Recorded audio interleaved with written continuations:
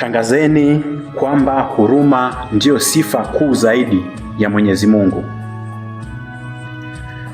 Roho yoyote isiogope kunikaribia mimi, hata kama dhambi zake ni nyekundu kama damu. Ndiyo maneno ambayo Bwana wetu Yesu Kristo alimwambia Mtakatifu Faustina Kowalska alipomtokea kwenye miaka ya 1930, akimwambia atangaze juu ya huruma ambayo Mwenyezi Mungu anayo kwa ulimwengu.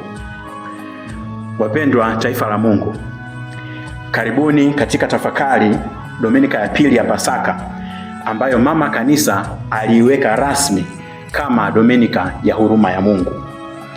Hii si tu Dominika ya kawaida ya kipindi cha Pasaka, bali ni zawadi maalum ambayo kanisa linapewa ili kutukumbusha kwamba ufufuko wa Kristo ni ushindi wa huruma juu ya dhambi, hofu na kukata tamaa. Historia ya Dominika hii inahusiana kwa namna ya pekee na mtawa kutoka Poland aitwaye Faustina Kowalska. Katika miaka 1930 alipata maono ambapo Yesu Kristo mfufuka alimwambia aeneze ujumbe huu kwamba binadamu hawatapata amani mpaka waikimbilie huruma ya Mungu.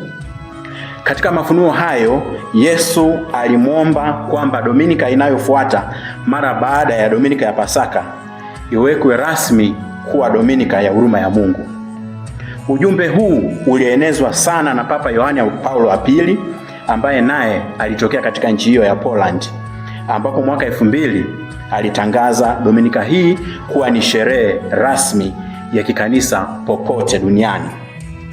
Kwa namna ya kushangaza, katika mpango huu wa kimungu, Papa huyo alifariki dunia katika siku ya mkesha wa Dominika ya huruma ya Mungu mwaka 2005, kana kwamba maisha yake yote yalikuwa ni ushuhuda wa huruma hiyo. Dominika ya huruma ya Mungu ina maana gani kwetu wa Kristo? Ina maana kuu tatu. Kwanza, inatukumbusha kwamba hakuna dhambi yoyote iliyo kubwa mbele ya huruma ya Mungu.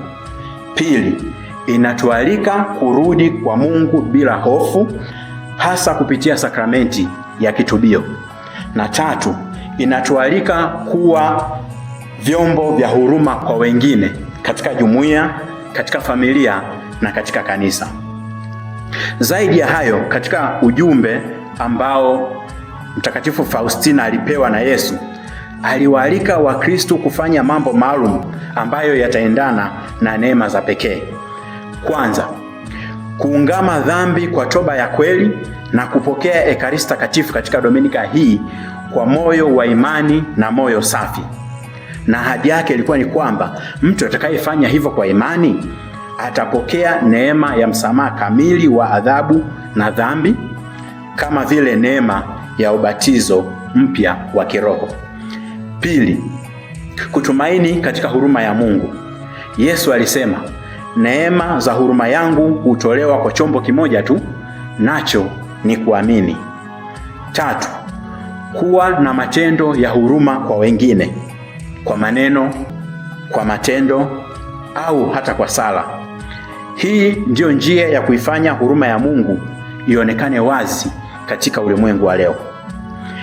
Pia Yesu alimfundisha Mtakatifu Faustina sala maalum inayojulikana kama Rozari ya huruma ya Mungu, ambayo kwa mapokeo ya kiroho sala hii husaliwa kila siku saa 9 kamili mchana, saa ile ile ambayo Yesu Kristo alikufa msalabani. Saa hii huitwa mara nyingi kama saa ya huruma kwa sababu ndiyo saa ya ukombozi wetu. Katika saa hii kanisa linatualika kusimama kidogo popote itakapofika huo muda wa saa 9 kamili na kumwomba Yesu kwa sala hii fupi tukisema, Yesu mwenye huruma na kutumainia. Yesu mwenye huruma na kutumainia. Yesu aliahidi kwamba wale watakaosali rozari hii kwa imani watapata faraja katika mateso, watapata nguvu katika majaribu, watapata rehema katika saa yao ya kufa na neema ya tumaini katika hali ngumu za maisha.